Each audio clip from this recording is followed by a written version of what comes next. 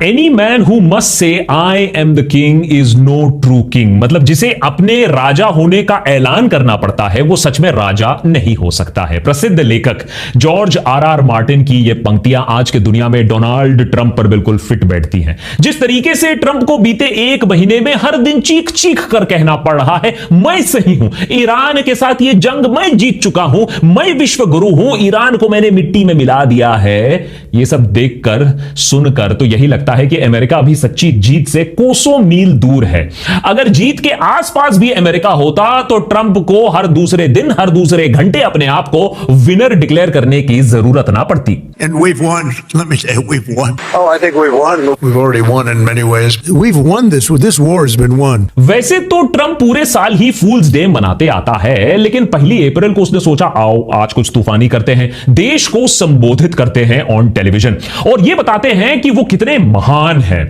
Iran Israel जंग जो कि आई थिंक अब उस सिनेरियो में पहुंच चुकी है जहां इसका जो इसके असरात हैं वो ना सिर्फ ईरान, ना सिर्फ इसराइल, ना सिर्फ यूएसए और बाकी गल्फ कंट्रीज जो है वो बर्दाश्त कर रही हैं, बल्कि ओवरऑल पूरी दुनिया के अंदर हम देखें तो तेल का बहरान जिस तरीके से हमें नजर आ रहा है, मतलब दुनिया की तमाम कंट्रीज अब इन सारे सिनेरियो, इन सारी सूरत हाल का जो है वो खमियाजा उनको भुगतना पड़ रहा है। और अगर हम इस जंग की जो है वो मौजूदा सूरत हाल के ऊपर एक नज़र डालें तो ऑब्वियसली नज़र आता है हमें कि जंग अब तक इसके ख़त्म होने के असरात, अब तक इसके ख़त्म होने के इम्कानात बहुत ज़्यादा कम हैं। अगर हम जंग में होने वाली तबाही और जंग में होने वाले नुकसानात के ऊपर एक नज़र डालें तो अब तक ईरान के अंदर 3000 से लेकर 3500 लोगों की जो है वो जाने जा चुकी हैं और इसके अलावा हज़ारों की तादाद में, लाखों की तादाद में लोग जो ना सिर्फ बेघर हुए हैं बल्कि जख्मी भी हुए हैं। और जिस तरीके की फुटेज आपको देखने को मिलती है ईरान के अंदर से, मतलब बड़े बड़े उनके जो है वो उनके जो है वो अदारे, बड़े बड़े उनके लीडर्स को ना सिर्फ मारा गया, उनके बड़े बड़े जो है वो पॉलिटिशियंस को ना सिर्फ मारा गया बल्कि आयतुल्लाह खामनेई हो, फिर उसके बाद कासिम सुलेमानी हो और ऑब्वियसली अब जो खबरें निकल कर सामने आ रही है कासिम सुलेमानी के जो है वो बेटी उसको भी यूएसए के अंदर गिरफ्तार कर लिया गया है। मुश्तबा जो है वो मुश्तबा अली खामनेई उनके ऊपर अटैक हुआ। अब खबरें तो हैं कि वो जिंदा हैं, वो सेहत याब है, लेकिन जहां यूएसए अपना ये दावा करता है कि हम ये जंग जीत चुके हैं और ऑब्वियसली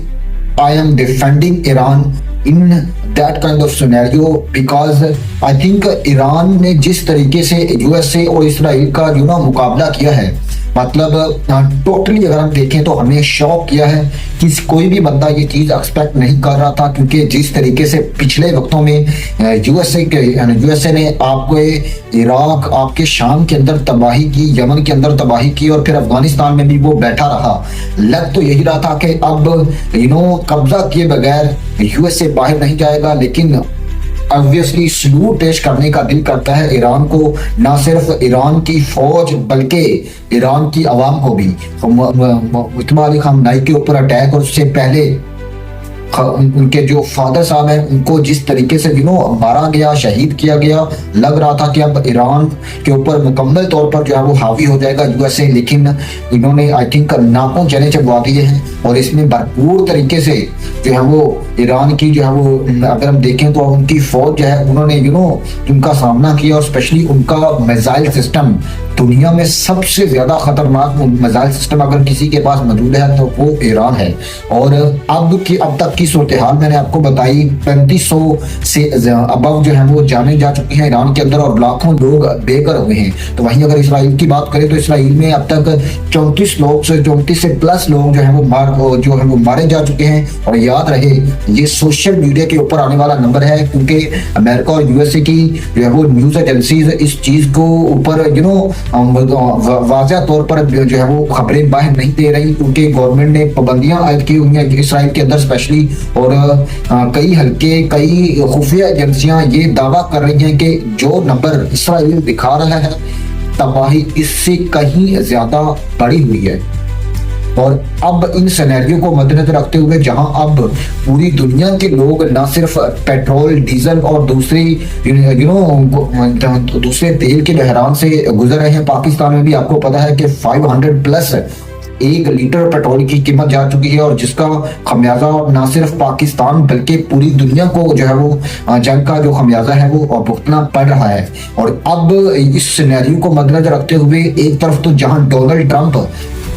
लगातार अपनी जीत के जो है वो झंडे गाड़ रहे हैं, लगातार अपनी जीत के दावे कर रहे हैं, लेकिन वो कहते हैं ना कि जब आपने कुछ जीता हो, जब आपने कुछ अचीव किया हो तो फिर आपको जो है वो नारे लगाने की, आपको दावे करने की जरूरत नहीं पड़ती, बल्कि आपका काम बोलता है। और अब डोनाल्ड ट्रंप को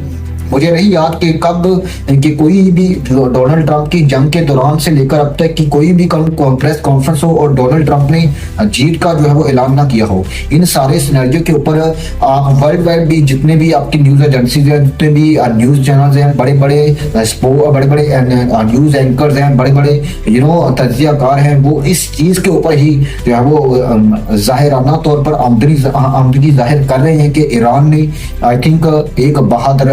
बहादुरी के तौर पर एक जुर्रत के साथ न सिर्फ यूएसए और इसराइल का मुकाबला किया है, बल्कि उनकी स्पेशली गल्फ कंट्रीज के अंदर आप दुबई में देख लें, आप उसके बाद कतर में देख लें, आप मतलब सऊदी अरब में देख लें, जहां जहां उनकी बेस थी वहां पर न सिर्फ अटैक किया बल्कि मुंह तोड़ जवाब दिया है। और ये चीज बताई है कि ईरान को आप इराक, यमन या फिर शाम ना समझना। बाकी ईरान की इस